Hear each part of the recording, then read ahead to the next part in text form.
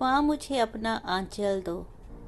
जब रात को उठ उठ जागती हूँ, अपनी सोचों से भागती हूँ। जब ताने सुनकर रोती हूँ और होशवास में खोती हूँ।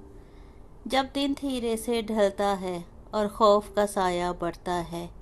जब घबराऊँ तन्हाई से और अपनों की चितराई से। माँ मुझे अपनी गोद में लो। मैं रुखसत होकर आ तो गई, पर दुश्मन लगते हैं ये सभी। कोई बोल ना हमदर्दी के सुनो, सब छीना जाए जो भी चुनूं।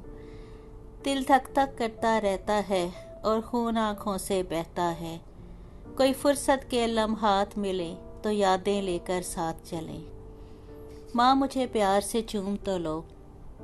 है मौत का खौफ तो दिल में सदा, पर कर न सकी मैं कुछ भी भला। जब पछतावे में जलती हूँ, कुछ उल्टा सीधा करती हूँ।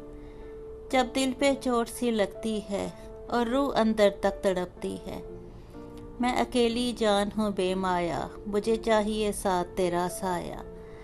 माँ मुझे अपने साथ तो लो, अपने आंचल का साया दो और प्यार से मुझको गोद में लो।